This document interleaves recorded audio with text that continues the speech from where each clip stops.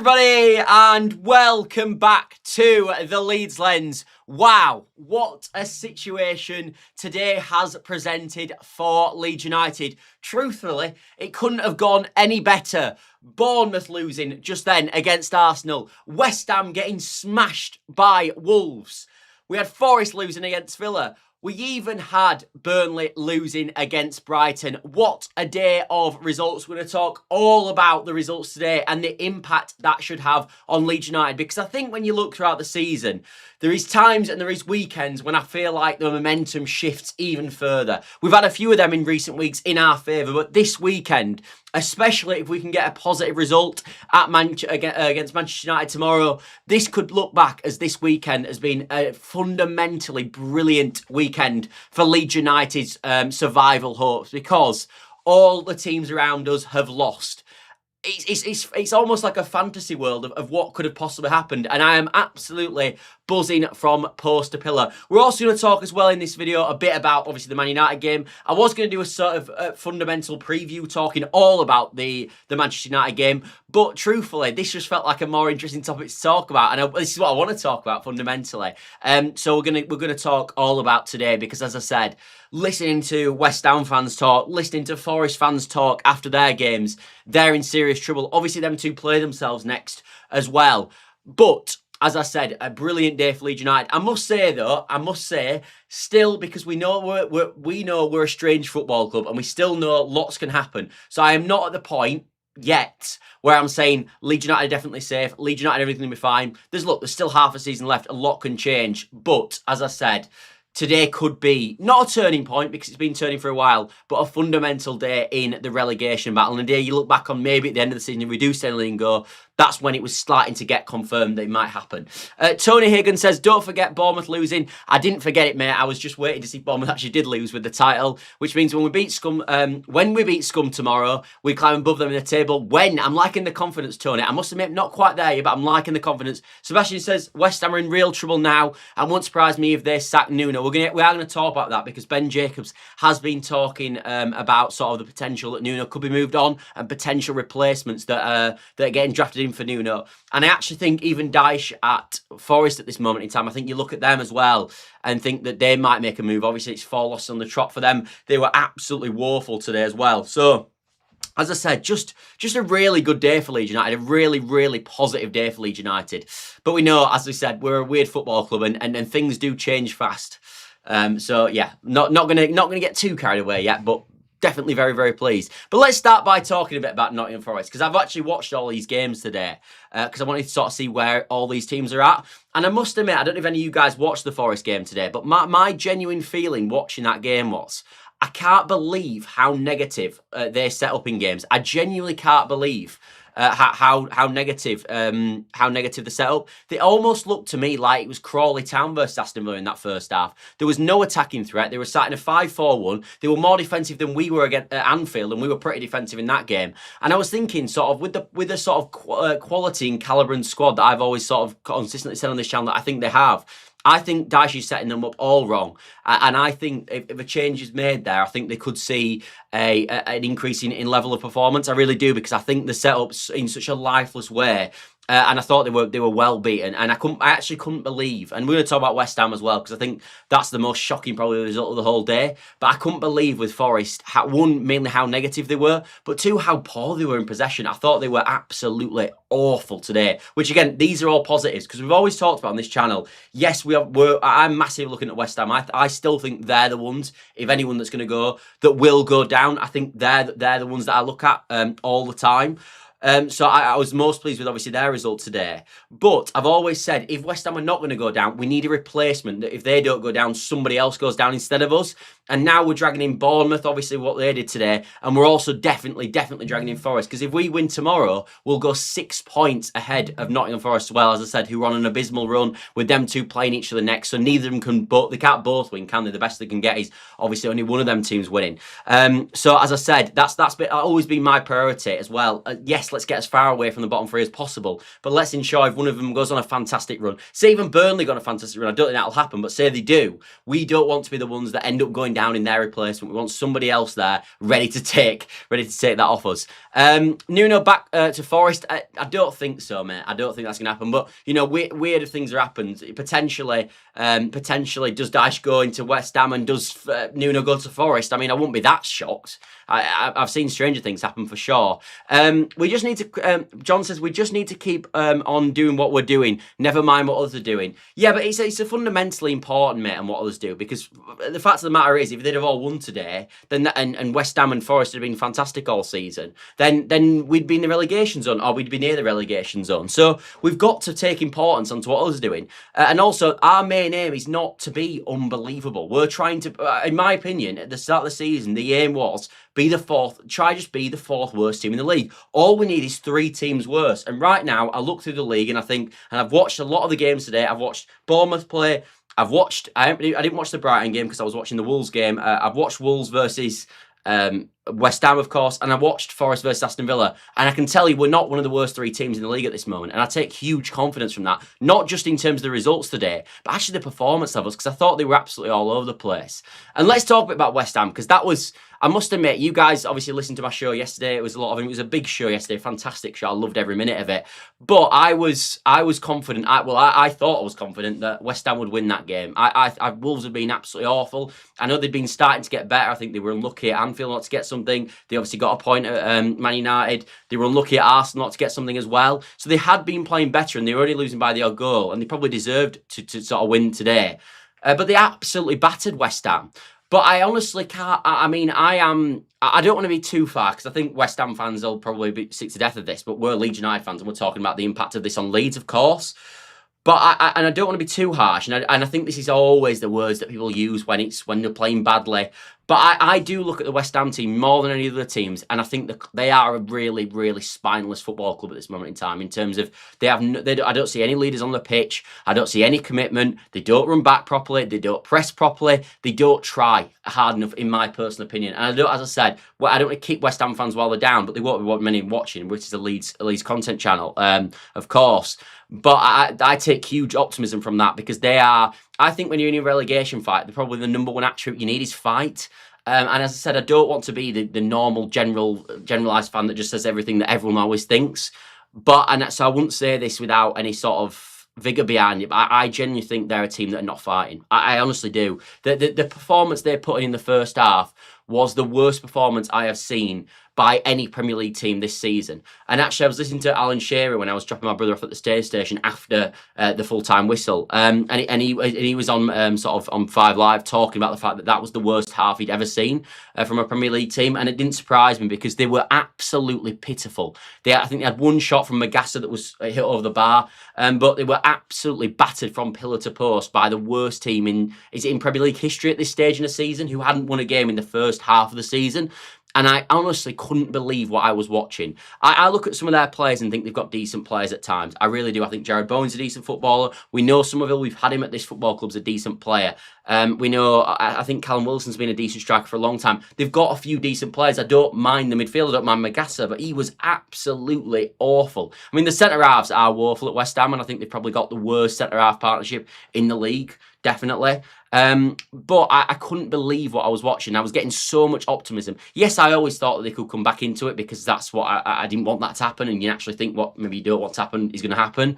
But I was taking so much positivity from a Leeds, obviously, fan basis that wow, they are genuinely awful. They are genuinely awful. And as I said, the worst thing you can say about them is that they just don't look like they're a team with any sort of mettle and with any sort of fight in them to want to get out of this. And I think when you look at it, and I think this is something that we've got to give real credit to Leeds United for, because we're the opposite of that.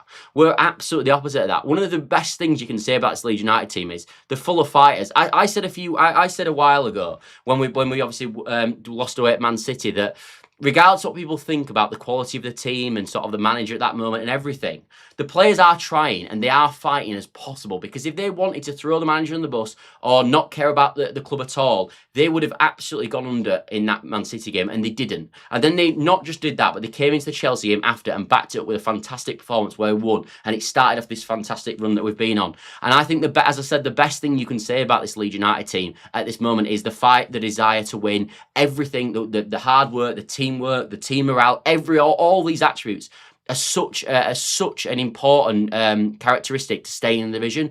And I can't talk highly enough about what Leeds United do in terms of the way that we approach games and how committed we are. Like, again, even if we're looking at the Man United game, which we will do later in the show, one of the ways we're going to beat Man United, in my opinion, is by running them over on a physical basis.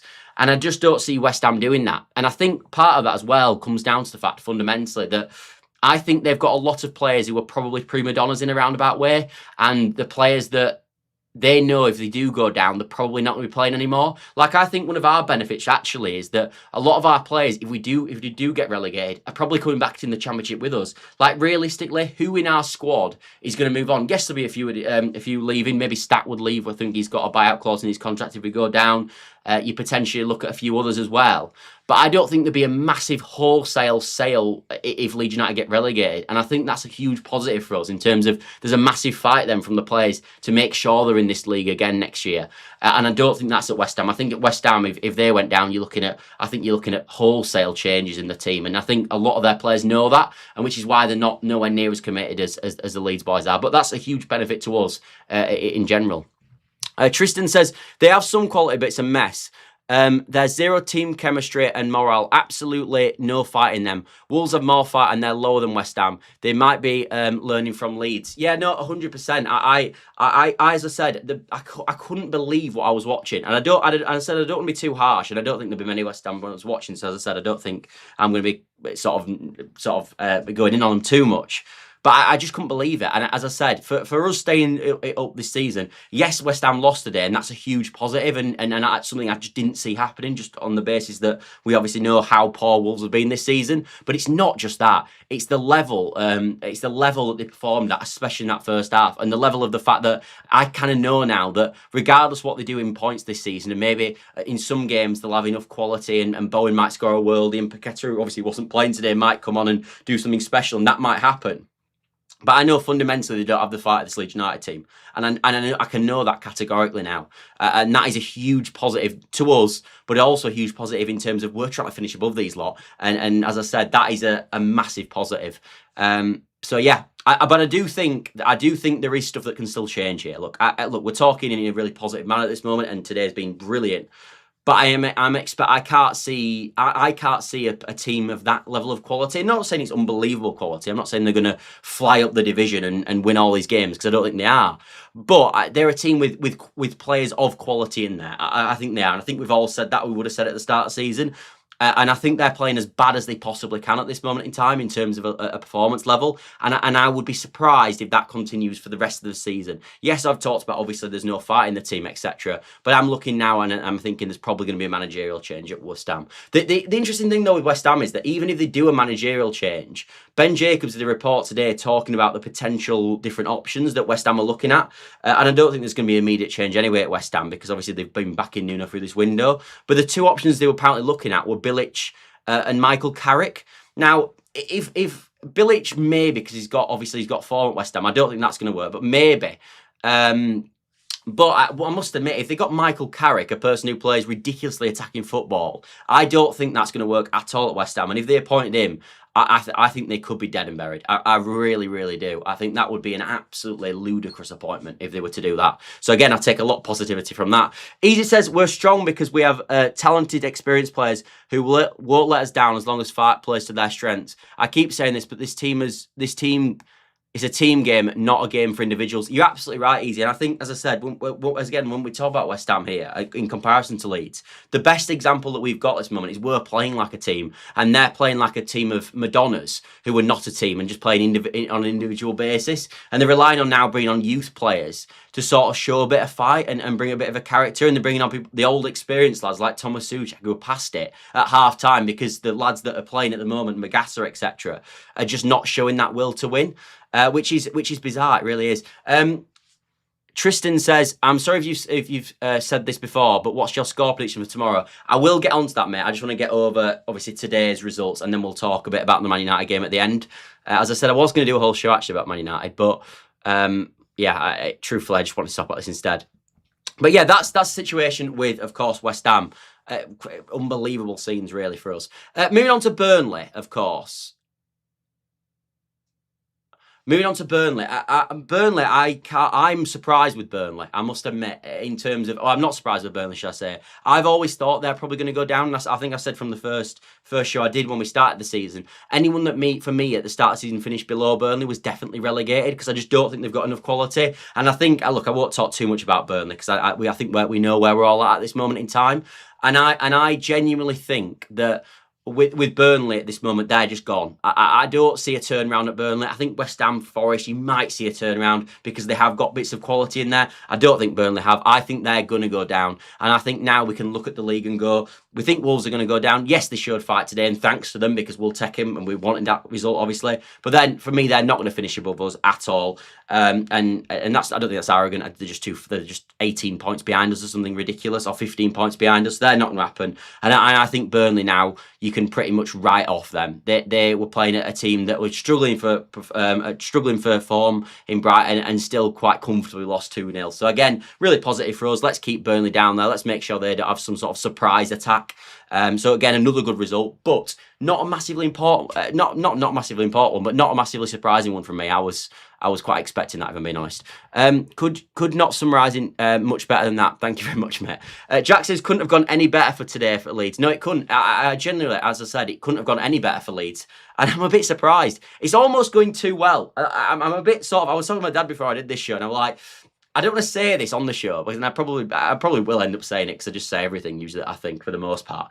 But it's going so well at this moment in time for Leeds that it's like something's got to give. This is not the way Leeds United do it. We don't get it easy where every team's pour around us and we can just rely on them being crap, and we just can do our job and everything's sturdy and we stay 7 to 10 points ahead of them. This just never happens. This can't be the case. Like, even in the Championship season, where we had a fantastic time of it, got 90 points, and for the first time ever, 2 teams managed to get over that, and we ended up not getting promoted, and it was the hardest possible way to get promotion. And as I said, that was the first time in about a decade that had happened. And I just feel like, again, surely it's going to be more difficult. Surely West Ham are going to get themselves together, or Forest are going to get themselves together, and they're going to end up finishing on like 40 points, and we're going to have to get the highest points total in the last sort of maybe decade to stay in the league. Surely that's going to happen. It just can't be this way, surely. But at this moment, it is. Sebastian says, I think Leeds will beat Scum. As I said, we'll get onto that. I'm about to get onto it in a second. Jonathan says, think Rutter had an extra drive to help beat us against the relegation team of Burnley. Yeah, I think so, mate. He also scored, didn't he, in the last second a few weeks ago against West Ham as well. So he's got that Leeds in him. Evening all, says Darren. Evening to you too, Darren. Raya says, 19 games halfway through the season, we have to do the same or better in the next half. I don't think we do, actually. I think we've obviously got 21 points from our first 19. I think 40 points this year will do it, based on what I've seen today from the other teams and what we've seen from... I've watched all the last West Ham, 3 West Ham games. They're awful. I don't think they're getting 40 points. So I think if you get 40, you'll probably do enough. So we're looking at 19 from 19. So just a bit slightly lower than what we've done. Sebastian says, I think Wolves will end up above Burnley and even West Ham. Interesting. I mean, of today's performance, maybe. I'm not sure about that, I've got to be honest. I'm not sure. Marcus says, West Ham have brought 2 forwards in, nearly 50 million plus, and they're trying to get Adama Traore from Fulham. Yes, they are. They are attempting to buy their way out of trouble and could well stay up if signs work out. Yeah, this is exactly. And I think this is what we need when we talk about context, Michael, and I think you're absolutely right to bring that up, because they've got 2 players that didn't play today. We expect them to do more. They're actually looking at one of our lads, Charlie Cresswell, as well, who can't be any worse than Kilman or Mavropanos at the back. So I think that West Ham will improve at some point, and if they don't, fundamentally the manager will be sacked, and then they probably will improve when he goes. So I do think that I do think West Ham will get better, and this is not a stream saying it's over at all, but it's just a stream saying that look, this is a good position to be in without a shadow of a doubt. So yeah, I agree with that. Darren says I think 36-37 will keep us up this season. I hope so, mate, because I think that's totally achievable. And I think we were talking about this yesterday, and obviously West Ham have now played another game. For if we get to 40 points, say, so we get 19 points out of the last 19 games, and with the games we've still got Burnley to play at home, we've still got Wolves to play at home, still got Forest at home.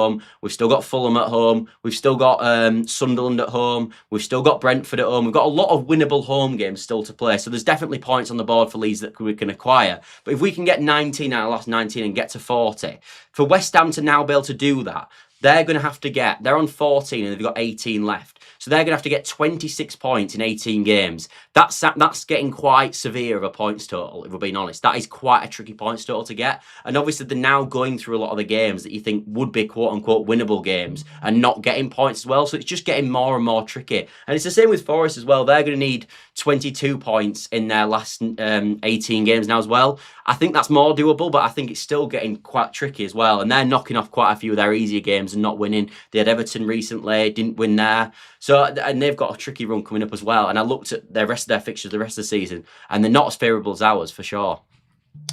It will take West Ham 3 games to catch us. That means in reality we have 15 games to do better than us. Every game they lose eats into those 15 games. Yeah, in a roundabout way. I think that's an interesting way of looking at it. We've just, as I said, we've got a really nice last 10 games. And I've always said if we can get to the last 10, it's Sunderland on the 4th of March. If we can get to them last 10 games and we're in a decent position, if we're strongly outside the relegation zone, with the last few home games that we've got, as I said, Brentford's in there in the last 10, you've got Wolves in there, you've got Burnley, they should already be down when we play them two especially.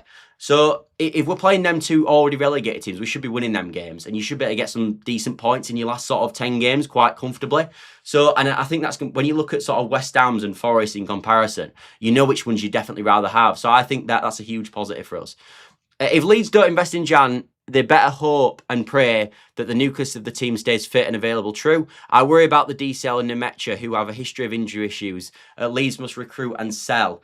Yeah, I don't think they're going to do any selling. I think the club are going to look at stuff. Beren Cross was talking on the Square Ball, I think, today, and he talked about the idea that he expects if Leeds United do anything in the window, which he thinks they probably will, and obviously Graham said that yesterday, which we covered, that Leeds expect to do something in January. But what was interesting, he said if we are going to do something in January, it's probably going to be looking at players who can make an immediate impact in the team. One thing I do want to mention on transfers, by the way, which I think is an interesting point, is Leeds obviously can't put 20 million down in January. So we've always talked about on this channel, and I think you guys have said in the comments as well, if we are going to do something in January, it's going to have to be a loan with an obligation to buy that we'll pay in the summer. Now, obviously, Leeds United on the brink of relegation, which we were a few weeks ago, trying to negotiate a loan with an obligation to buy is very tricky because we're not going to want an obligation to buy if we get relegated. So Leeds won't pull that in. It'd have always been a loan with an obligation to buy if Leeds United stay in the Premier League. That's what it was with McKennie. That's what it will be. And Leeds United still right now, if they're doing deals in January, it'll be loan with obligation to buy if Leeds United stay in the Premier League. But the benefit at the moment is, because we're in a good position, clubs will look at Leeds United and go, they're going to stay in the league. So we think that's more nailed and more likely to happen. So would I rather go with a loan with obligation to West Ham or loan with obligation with Leeds United, depending on who stays up? Well, Leeds United at the moment, because they're much more likely to stay in the division. And that is a huge positive of what we're doing. In terms of recruitment, it should be much easier to get them loan with obligation to buy deals done if Leeds United stay in the league, because we're in a good position now and we look like, from the outside looking in, we're going to stay in the league. And I think that's it. As I said, that's got to be a huge positive in terms of our recruitment. It should make the job of the negotiators, obviously in Leeds United's camp, a much easier job. So that's a huge positive for sure. Nuno will stay as the board wouldn't have backed him in the transfer market. It's their last throw at the dice. It's potentially, Michael. The only thing I would say to that is we obviously did that in the January transfer window that we got relegated. We had Marsh, we backed Marsh, and I think he basically hardly had any time straight after the transfer window in January before they sacked him. I think McKennie came on as a sub in his first appearance and they sacked him instantaneously. And so it doesn't always work out like that. And as I said, that game today especially, because of the state of the performance in the first half and the state of the scoreline against the worst team in the division, I think that's a game that you could get sacked off the back of. But truthfully, the way I think I probably see it going is, Forest play, obviously West Ham play against Forest in the next game. I think whichever manager loses that game, if one of them does lose it, I think they're likely to lose the job, if I'm being honest. Leeds need a striker to cover Nemetra and DCL, a centre back and a 10. Ideally, I think I think you're right there. I'd also like a left wing back, but we can't be too greedy, and we know Leeds United can only do limited transfers. I think you're looking at probably 1 or 2 if we're lucky, if we're being honest. So I think you've got to prioritise a striker, because I still worry if DCL goes down, and we know Nemetra's got quite an issue with injuries. DCL usually has, but he hasn't had this season. If DCL was to get injured, I think it could be a bit of a concern for us, if I'm being honest, massively. So I think we need someone to, even though they're not probably going to be as good as DCL, someone at least who matches there or mirrors his attributes, I think would be something Leeds United definitely need to do. West Ham would need about 1.5 points to game to get to 40, which is unlikely, especially considering how crap they were today and how crap they've been all season, BMG, but you're absolutely right. West Ham are on minus 20 goal difference compared to Leeds, minus 7. It's like an extra points to Leeds United. It is, and that's something to bear in mind. It's probably more like 8 points, to be honest, that the gap is at the moment, rather than 7.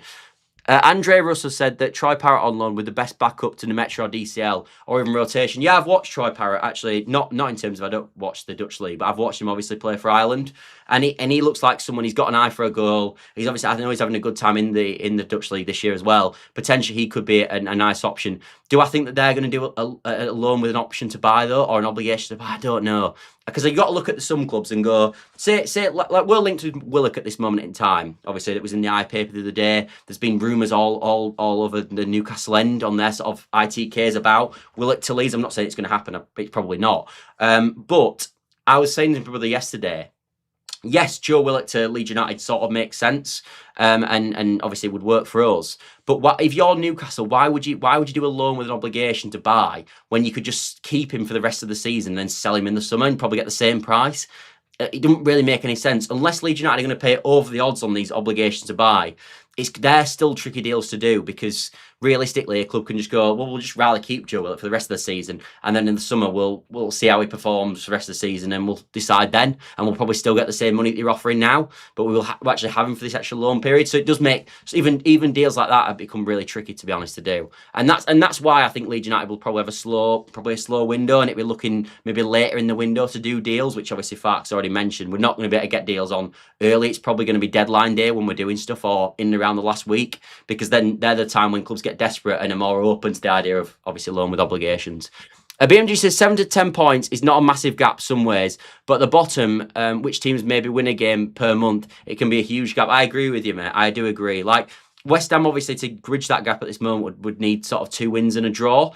Well, they've only won 3 games all season. So, and in that time, when they're probably going to, hopefully for them, going to get them next 2 wins. Well, you'd hope Leeds United accrued some points in that time as well. So, I do agree with you completely. It's much different to the Championship race last season, where you go, if Leeds United lose 2 games, either Sheffield United or Burnley at that moment are probably going to win 2, and then quite quickly it can be evaporated.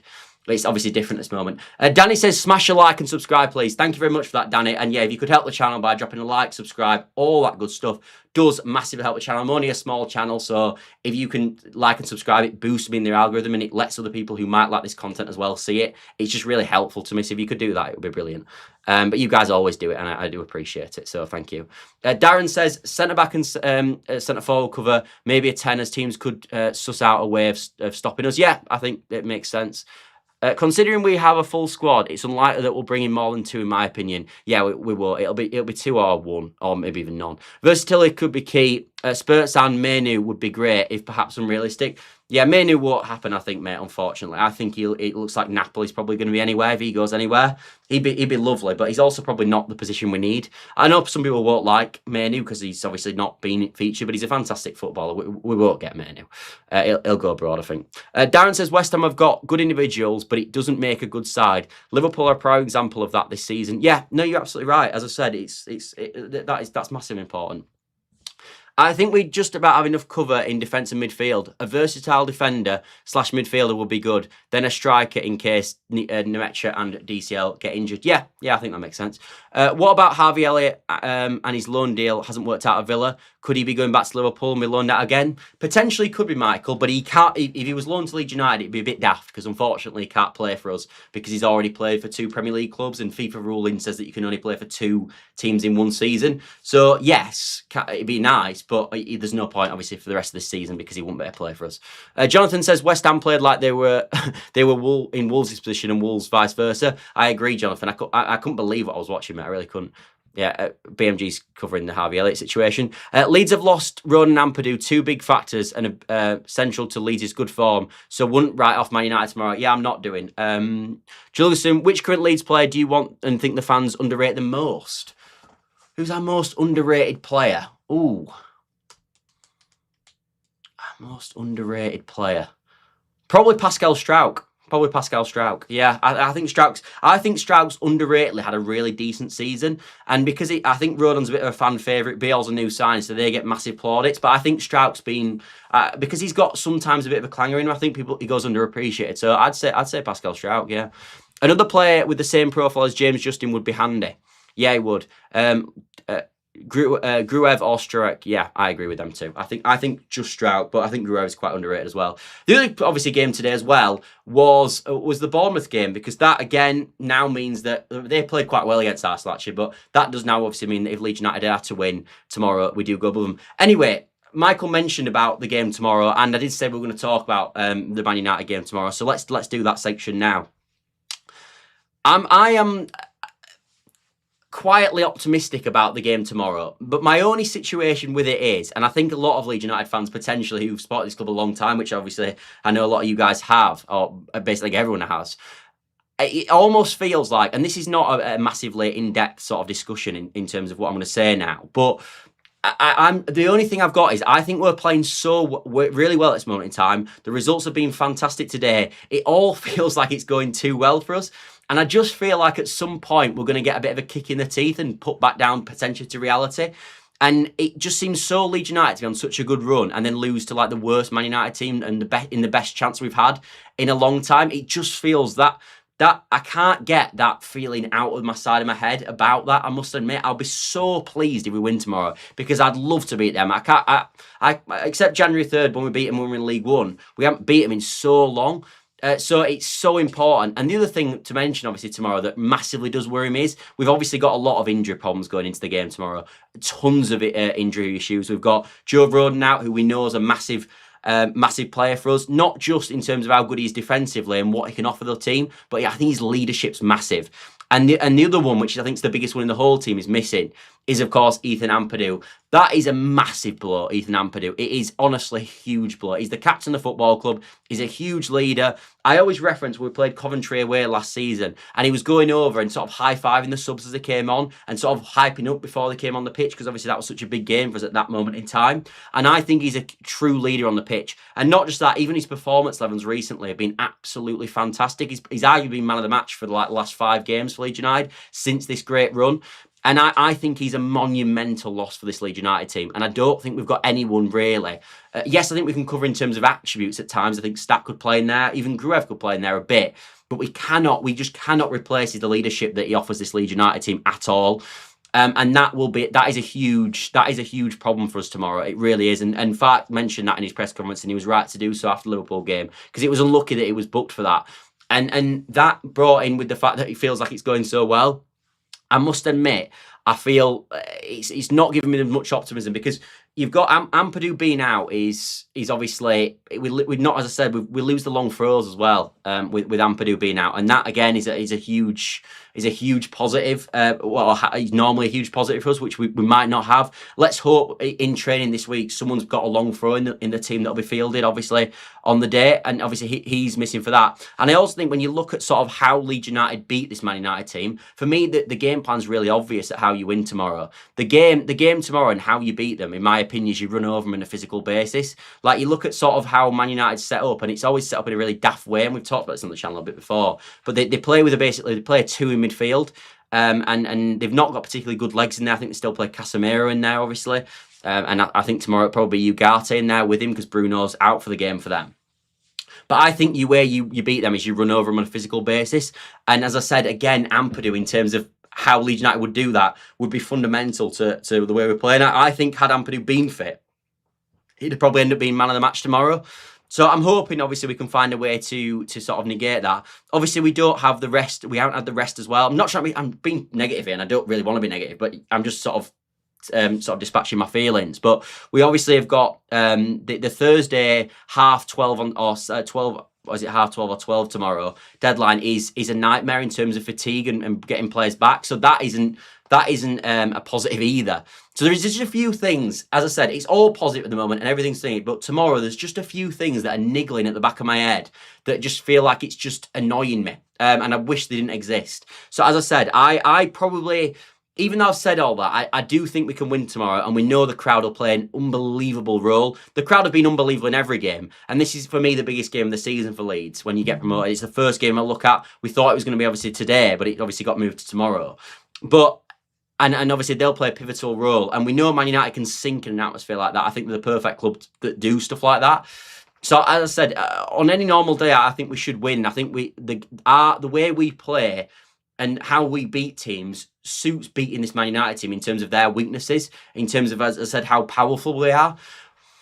It's just these niggly things that I've got that are sort of playing in the back of my head. I do think, though, I think the first goal is massive tomorrow, and I do think if we were to go 1-0 up in the game early on, and maybe even add a second quite early on, I think you could see in any score. I think it could be 3 and 4-0s. Genuinely, I think it could go that extreme. But if we went down early and it's a bit sort of like, then it could, I don't know, it could flick the other way. So that's kind of where I'm at with it. But I must admit, they've obviously got loads of players out. They've got Bruno out. They've got Mbeumo out. He's on AFCON. They've got Diallo out. They've got Mazraoui out. They've got a lot of players out, and I think they're unbelievably vulnerable at this moment in time. No Bruno for them is massive as well.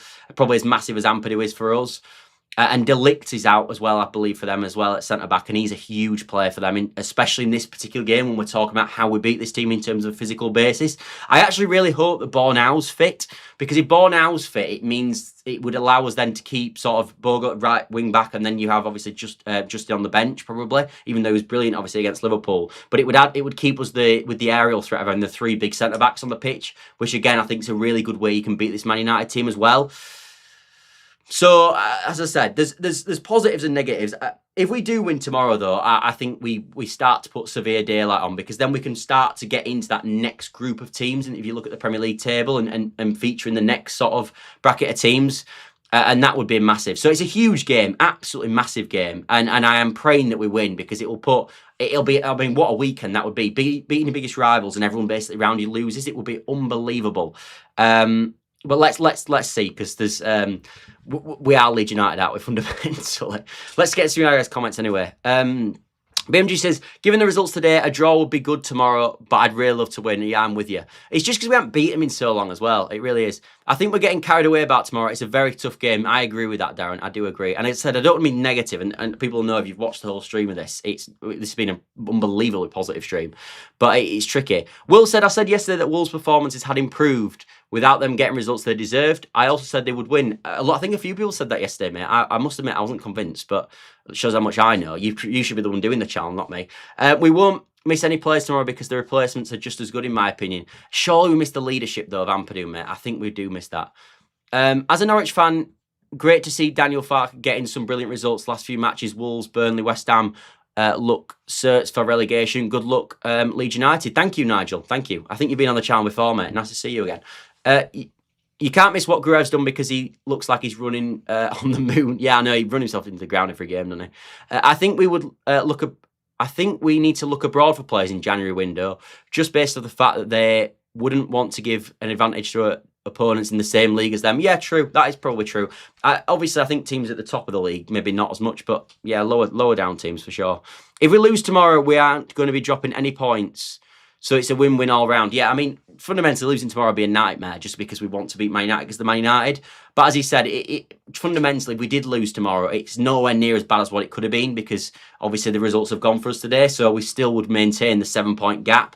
And of course, probably at the start of today, if you'd have said that we'd maintain the 7-point gap, I'd snap your hands off with that, because I think they have an easier fixture. They're playing the worst team in the league. Man United are 6th. They're not the worst team in the league. I know they are. They seem to like they lose every week, but they're not. I mean, they're not Wolves, are they? So, given the results today, a draw would be. I've read that one, I think. We're going to be missing Amps long throws unless we get someone else can do it. Yeah, I know it's a problem. Is that we need DCL? Yeah. I'm edging towards a tight win for us. I think we're getting carried away. Still have the legs and physicality over them. Yeah, I agree with that. I think Stack has got a really important role to play in tomorrow's game. As I said, for me, he's someone that now is going to have to come in and be that leader in the team in the midfield, and I think he can do it. I think the performance levels that we've seen recently from Stack has given me much more optimism that he can come on and step in. But if he has a really good game tomorrow, I think we've got a really good chance of winning the game. I think he's that important for us. I'm sure Amps works on long throws with someone else who can do it. Maybe Bogle or someone who you wouldn't expect. Yeah, hopefully, mate. I'm hoping that's the case.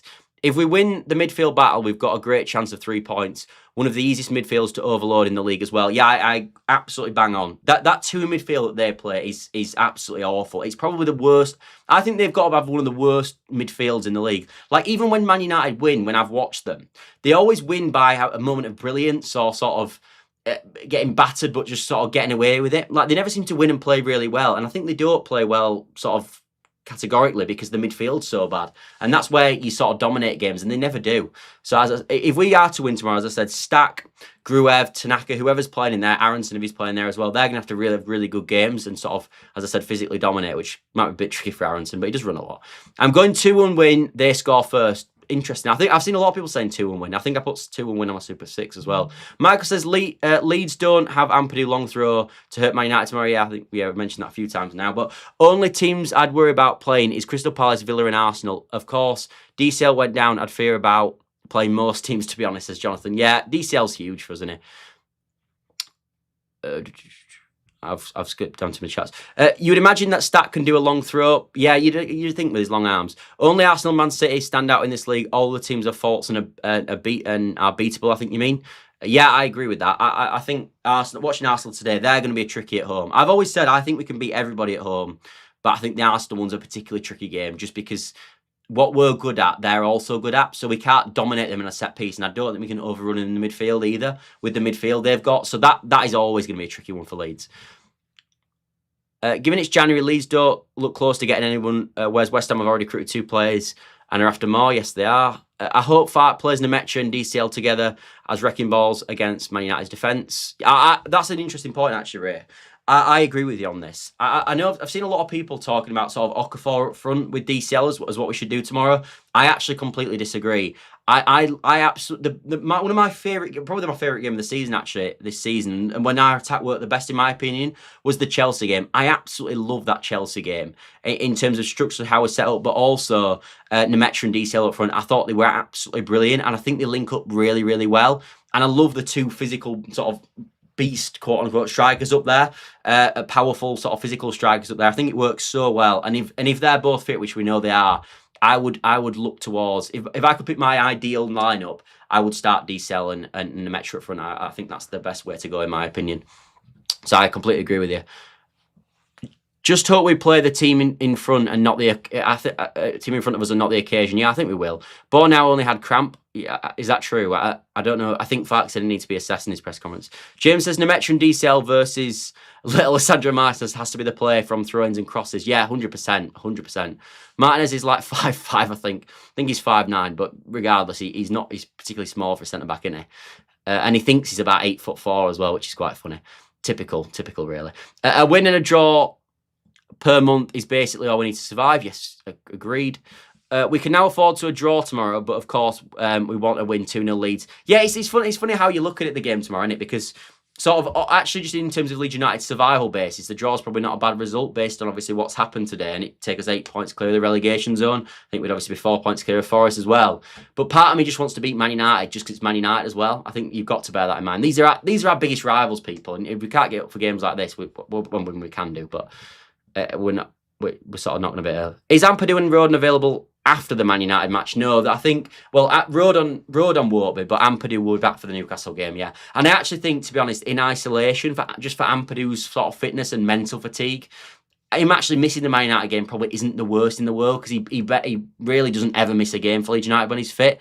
So even though we obviously want him tomorrow, and I'd have loved him to play tomorrow, him actually missing the game tomorrow is probably good for Ampadu's long-term welfare for the club, if I'm being honest. Huge psychological boost if we go above Bournemouth, especially if they lose Semenyo. Agreed with that. I completely agree with that. I believe Longstaff might be on the bench tomorrow, but I'm not sure. Yeah, I know he's been back trained. I think Fark mentioned that in his presser, didn't he? But I don't think he won't be fit enough to start. But if he was on the bench, that'd be very helpful because Gruev will be tired. He's played a huge, and so will Stack actually, but you probably take Gruev off. But he obviously, it'd be nice if you could bring on Longstaff for even last 30 minutes, something like that.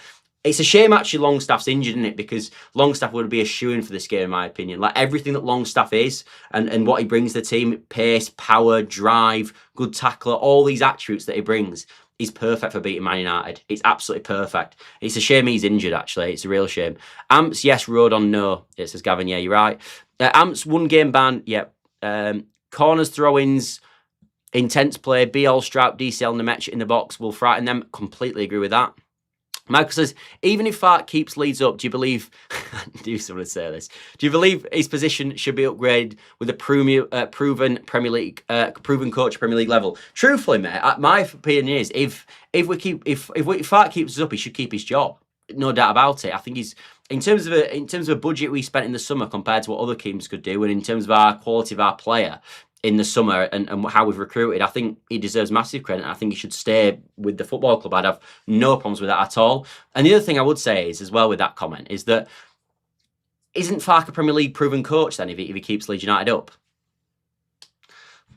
Aaron says, Pro going Cov, potentially. I think it's all looking like loans with Pro, though, which I don't really understand. I think we're better obviously cashing in. But if you could do, the only thing you could do with Pro, which could be quite interesting, is you could do something like sending him to Cov and do a loan with an obligation to buy if they get promoted. And usually when you do them deals, you get more value for money than you do if obviously if you don't put that agreement in. So if you might say you might get 10 million up front for Pro in January as a sort of thrown out there figure. You might better get a loan with an obligation of 15. Which might be worth doing because he's not. The thing is with Pro, I wouldn't normally say send players out on loan if we're short in the squad. But Pro just doesn't feature at all, does he? And he just don't fit the way we play, so it kind of makes sense. Jonathan says, remember they had an extra 40 hours on us from their last match. I think that was Sky/Premier League schedule bias in action. I don't think that was the case, mate. I just think that's just how it is. Loads of teams get screwed. We're just happen to be one of them as well. I think Man United probably get screwed at one point. Look, I can't stand Man United, as you guys know, but I'm not. I don't think the Sky are giving us a bias against Man United, in my opinion. Maybe in commentary, I don't think in terms of fixture scheduling, personally. BMG says, one possibility is Pro goes to a champ club trying to get promoted and we get a more physical replacement, but not sure who. Yeah, I like that idea. I think that's a good idea. And I've always mentioned a 1 year at Forest, but the problem is with Forest is we're not going to get a 1 year out of Forest, just not because a 1 year could leave Forest easily and it wouldn't affect them, more just because they won't sell to us to help us out because we're obviously a relegation rival, which is a bit of a shame. Michael says Jesse Marsh kept Leeds United up after replacing Bielsa, but it was belly up the following season. Yeah, he was, but he wasn't. He was there for about 15 games or something, mate. He wasn't there for the whole season. And also, I think obviously Rafinha at that point was. I think the reason we stayed up that year was more down to Rafinha as it was to Jesse Marsh's tactics. If I'm being totally honest, Fark has done. On a relative shoestring, it's a great achievement to keep us up. I completely agree, Darren. If Fark keeps us up, it's for me. I said this at the start of the season. If Fark keeps us up this year, it's a better job than getting us promoted last season. I think it's a harder job with the team we had last year. There was no excuse to not get promoted. We had arguably the best team the Championship's ever seen, but definitely the best squad in the division, in my opinion, last year. I don't think we've got comfortably the best sort of nowhere near relegation level squad, in my opinion. I've said it all season. So I think if he could keep Leeds United up, that would be a better achievement than he had last year, which, as I said, sounds ridiculous because one's finishing 17th and one's finishing 1st or 2nd or going up through the playoffs, of course. But that's what I genuinely believe. I think it was easier to get promoted last year with the squad we had than keep this team up.